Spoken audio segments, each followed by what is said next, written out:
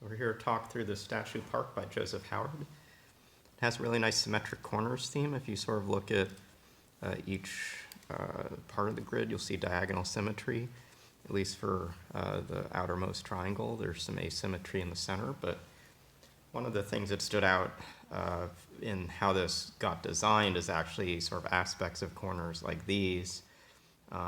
This circle you might think can connect to both of those and form a V shape. It can, but actually one of the first steps everyone will make in this puzzle is to see based on how tight the upper left corner is in terms of space.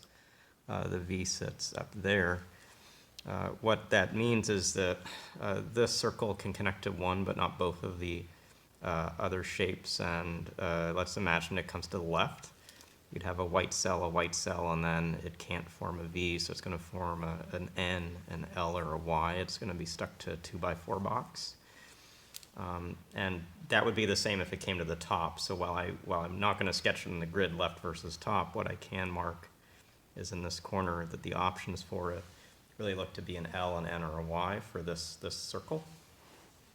And you can do a similar logic down here.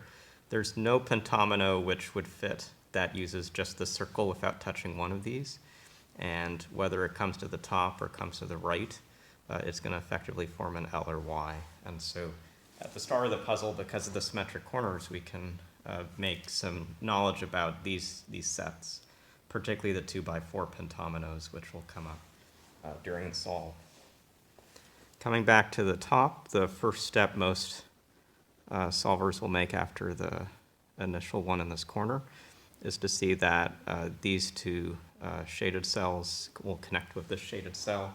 This means the path for the white to escape out and stay connected is going to be coming down this third column.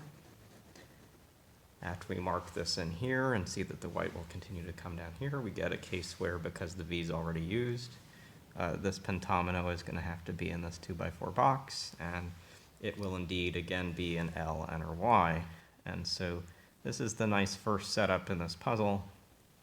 One of the harder ahas, maybe for some people to see, but really clever in its design, is that the L, N, and Y are now pseudo-specified in the grid. As to say, we know where the three will sit. We don't know where any of them sit yet, but we know that nowhere else in the grid, like this can't be an L, this can't be an N or a Y, because it's got to be in these three spots. So taking that to sort of the next set of deductions, what it means is, for instance, this pentomino can't extend all the way to here. This pentomino is going to have to be in this 3x3 box. Basically everything but an I is going to be in a 3x3 or 3x2 box now. The P and U are in the smaller shape, and the other pentominos are all in 3x3s. And so we can kind of draw those shapes around these things. Similarly, this pentomino up here, it looks like it can only be a P or a U, and that's because if it does come down this way and not use this cell, it can't extend to be an L. It's got to extend to come over here. So this pentomino uses this box, and it's a U or a P. We have to fit in a pentomino over here, and I'll mark in that this is an F, a Z, or a W. Basically, if it uses these two cells, or these two cells. But the thing to note is that this upper right group can't reach all the way over to this space. In fact, it can't reach to this cell because that would block stuff off. So we can mark this as not a pentomino shape. This cell, if it extended over to here, would now form a V in its entirety, so it also can't use this circle or this cell. It's going to take at least these three to be a pentomino. If it takes another one, it's going to be an L. Or a Y. So it's got to come over. It can't take this cell. It would be an N, which is in one of these two spots. So it must be the U, and that means we can come over here to the one which we said was a U or a P and say that this is the P. So get to a state like this. Now we're going to continue along. I guess we're solving clockwise. We're going to continue along this side and see that we have a pretty cramped pentomino here. It's going to, again, have to be in a 3x3 box, and that's going to be this one. It can extend and take this space. That would form another U. So it's going to be down here in an F, Z, or W state. We said at the start that a large group would come out of this corner. If it comes up this way and is, say, an N or a Y or an L, it's going to basically cramp out a lot of the opportunities here. It looks that, let me do it a different way. If this comes to the left and cramps up this, actually, I see that the logic is that this has to be vertical. If this comes over to the left and forms an N, LN or Y in this kind of 2x4 box, the result is that this pentomino 3x3 is going to collide with this pentomino 3x3. One of the reasons to think about the bounding boxes of these pentominoes is it's pretty hard to get two of them touching each other. In the other sense, if this comes vertically, so these get separated, now we do know that we have to, it can't be an L, so we know we have to take this cell. We get this shape coming up. If it takes this cell, it's also in trouble, so this looks like it's cleanly the Y. That leaves this to be forced as a Z. So now this is an F or W up here. Notice that this pentomino in the bottom that I'm shading right now is also set to only be an F or W. That it's, with a Z taken here, we have effectively also now marked where these two pentominoes go. And let me just, since we marked this as a Y, this now is part of the L, and that leaves the N up here. You actually know this bit as well. So we've accounted for these. We know where the L will sit. We know where the F and W will sit. And I didn't cross off the Z. There are 3 pentominoes left, and there are going to be 3 spare dots. There's this dot, and there's one of these, depending on which way this goes. It feels like the first thing to do is figure out which way this L goes. And as we've been doing before, we've been putting in kind of these bounding boxes, and I can put another one here, like around this. We put in this 3x3. If the L comes on the bottom row and takes either of these cells, this group can't take a 3x3 shape and not collide with the other side. On the other hand, if the L is vertical and takes one of these, this pentomino can get out, and it can form a 3x3 here or here. It turns out the remaining shape of an I wasn't actually possible. I guess I should have said at the start that the I is one of these two. But if this is one of these T or X, what you can see is that the only options include having 3 vertical, and then at least this cell shaded. It can be a T by taking this one or an X by taking this one, but those are the only options. We're now left where the I is one of these cells.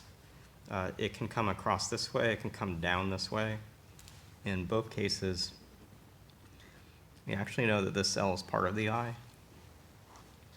The important thing to think about is actually what kind of pentomino this cell can be a part of. It's part of an X. It could sit here, but that's going to strand after we put in this top. F would be resulting there. It's going to strand the upper right corner, so that if it were an X, it can't come to the right, it can't come to the top, and it comes to the bottom. Because of this deduction, then the I would have to be horizontal, it would collide. So this can't be an X and sit over just to the right. If it's a T, it could sit like here, it could sit like here, but it's going to have to use this cell. So I guess the first thing to start to do is to place it with that cell in. If it's now a T, it really can't take this cell. Again, if this is now an F or W, I guess this is a thing I failed to mark after we made this as a Z. An F or W will always take this cell, and then it's one of these two. Similarly over here, an F or W will take this cell and one of these two. So we can put that more into the grid. That effectively blocks off this, and that leaves no option for a T. The only thing really left for this now is an I coming straight down, which forces this F and this W. We can mark a lot of white around those spots. Actually, all of this so far. This can be an X or a T. If it's an X, it's blocking off the whole lower left, so it has to be a T, and there's only one way a T can live for it. That makes this an X, and you might have seen this earlier by uniqueness, but it has to be an X for this to have a single L. But having put that in, we finished the puzzle. So this is a pretty challenging statue park as they go, but I think it highlights a few things, which is why I chose it for this tutorial. First, some of this bookkeeping of when you know it's one or another of the options. At the start of this puzzle, it's absolutely necessary, I think, to see that ln and y are in these three spaces. That really helps you place these others. It's also useful to get a sense of how most of the pentominoes fit in 3x3 boxes, some in these 2x4 boxes, and a few in a 3x2 box.